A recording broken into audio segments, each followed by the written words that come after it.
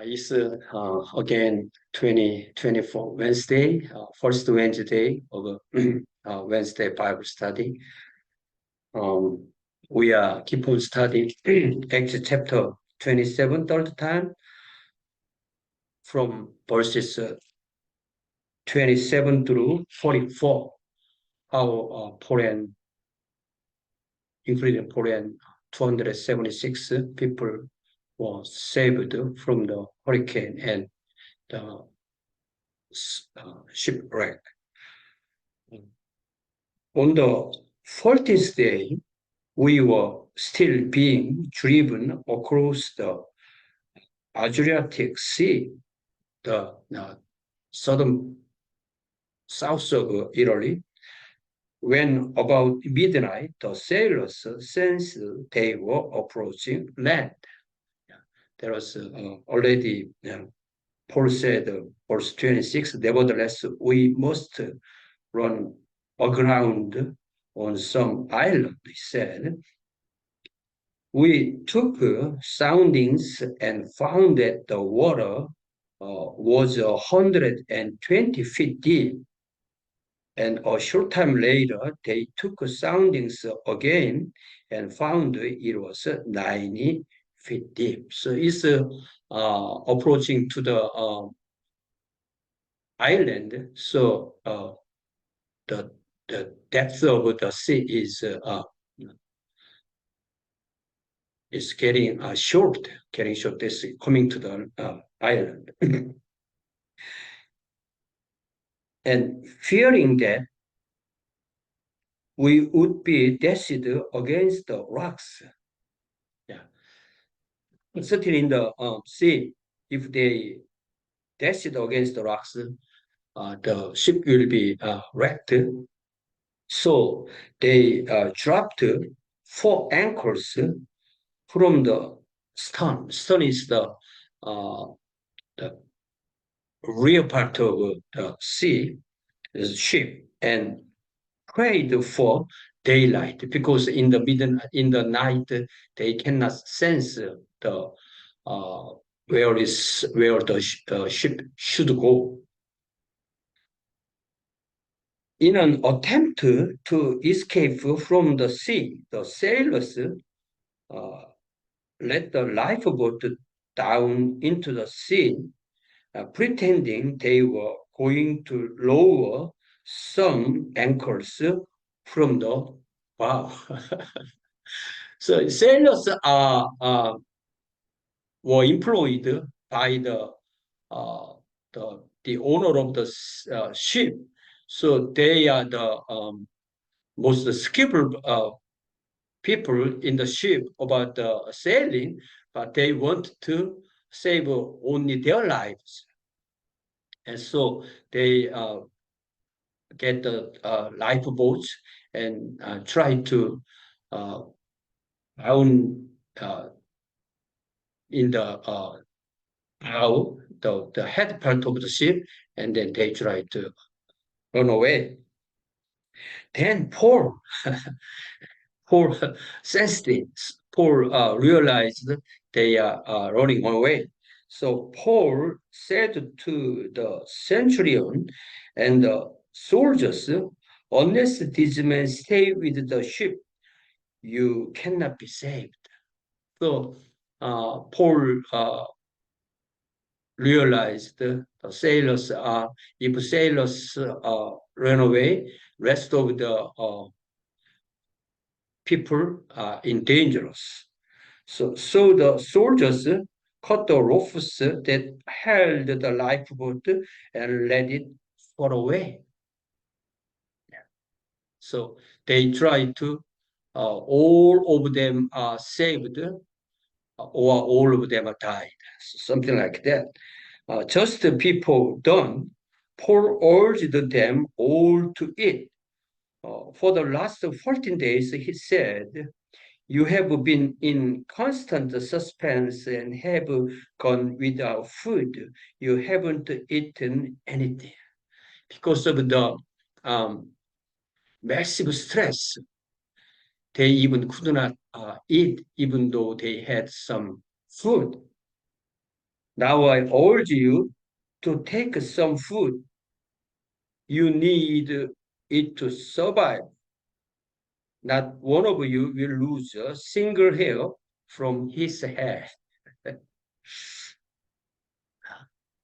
They lose all they have except their life. After he said this, he took some bread and gave thanks to God in front of them all. Then he broke it and began to eat. Even the eating at this moment is so essential to save their lives. So Paul gave them good example. And they were all encouraged and ate some food themselves. Altogether, there were 276 of us on board. When we read Josephus, at the time, the biggest ships even could uh, contain about 600 people.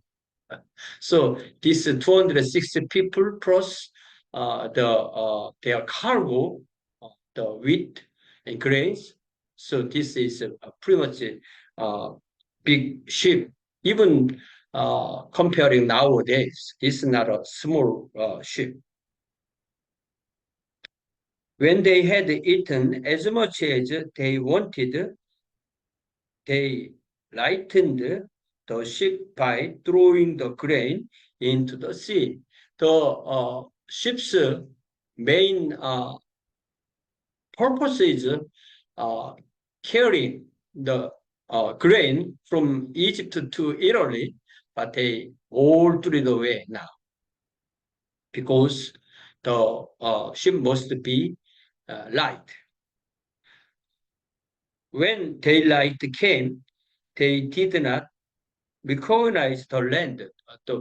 Actually, there is an island or part of land. They did not realize what is it, but they saw a bay with a sandy beach where they decide to run the ship around if they could. Because if they are in the ship, no one can be saved.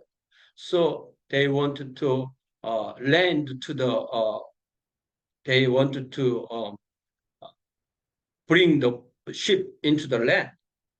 Uh, Cutting loose the anchors, they left them in the sea and at the same time untied the ropes that held the rudderless.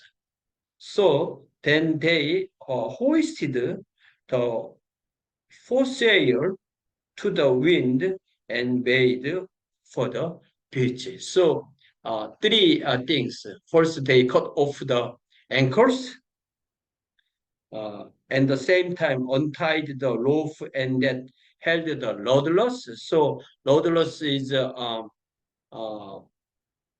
the key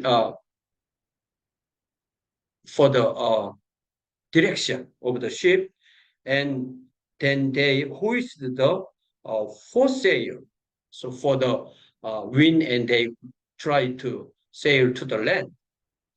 But the ship struck a sandbar and ran aground.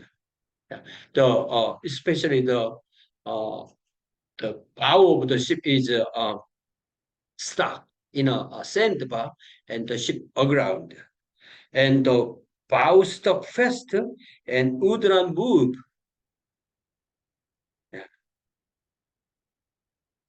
But the stone was broken to pieces by the pounding of the surf. So now their lives depend on how fast they could uh, escape from the ship and go to the land. The sailors planned to kill the soldiers, planned to kill the prisoners to prevent any of them from swimming away and escaping. because the soldiers, if the prisoners are escaping, that's their responsibility. That's why they just want to try kill them.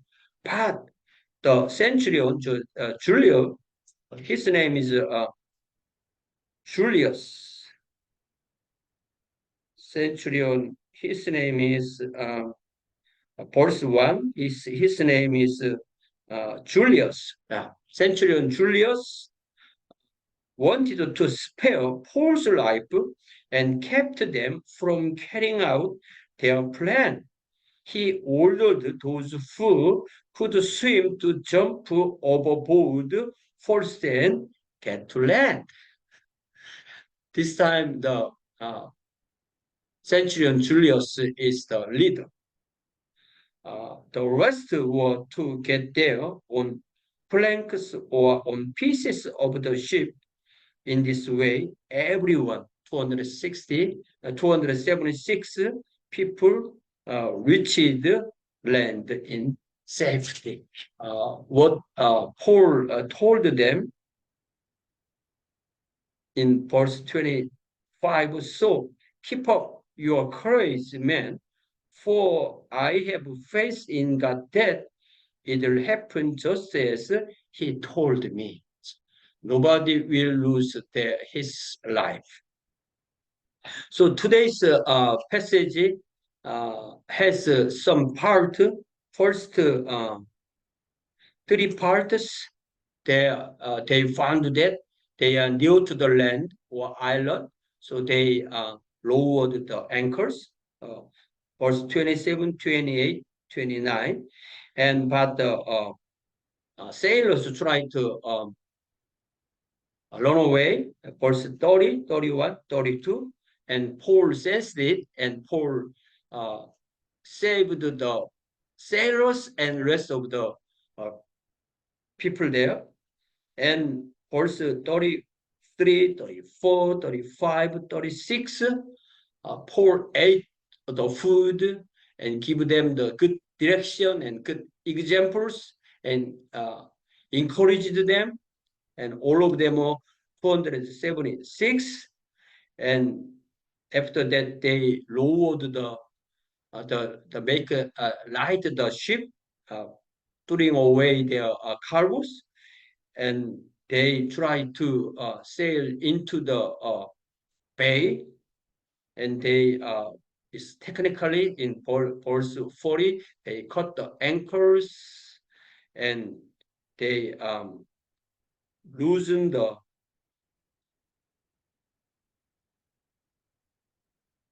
rudderless and then hoisted the foresail, and they are sailing into the bay, but they met the specific place.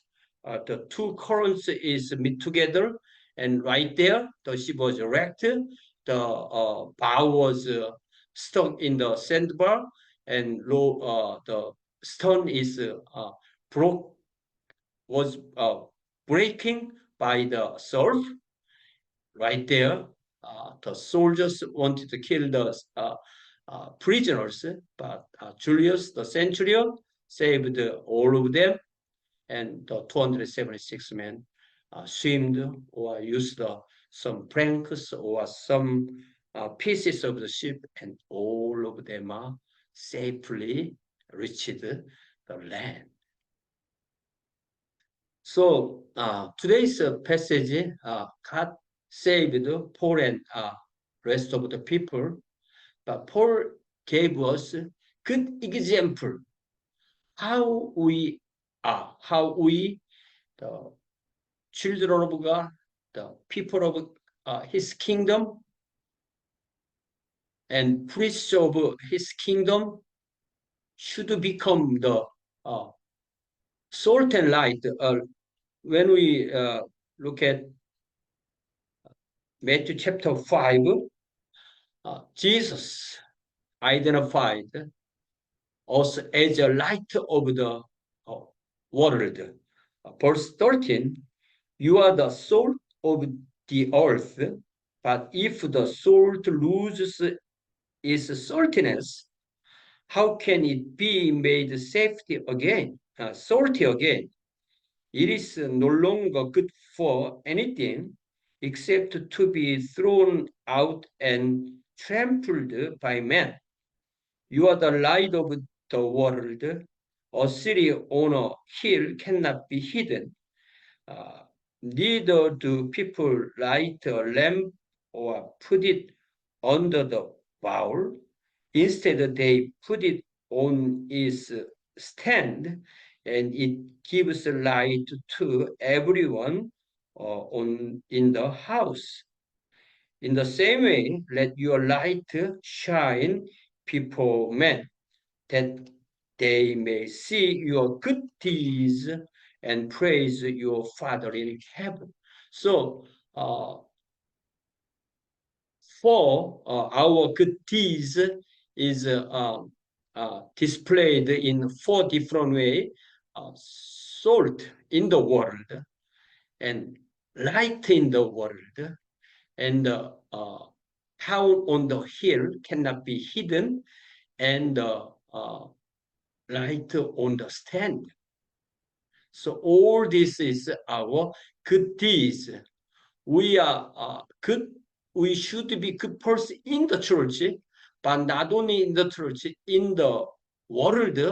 World means where we are, whenever we are, where we are called by our God, our Father, as a light of the world. And then our good deeds, because of good deeds, our God the Father will be praised. So Apostle Paul gave this good example for us. This year, our church, KCCBR, has a theme of "You will be a blessing," because we are God's children, we are God's kingdom people, God's priests. We are already a blessing. So we, as a blessing, we keep on get the blessing from God, and it should go through us. We are channel of the blessing. So even we are in anywhere, we should be God's blessing. That is why God called us, and only this way God will be praised. So this year, all of us should be a blessing and live as a blessing by His grace. Heavenly Father, thank you for leading us this Bible study, especially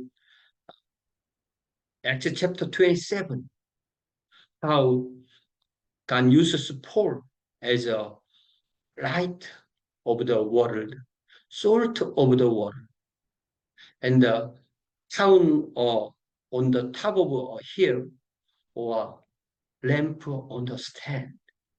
So because of his wisdom and his leadership, his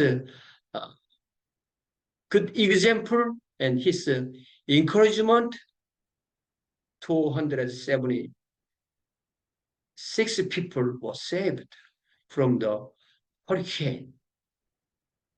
So please give us that wisdom and courage to be shown as your children in our world.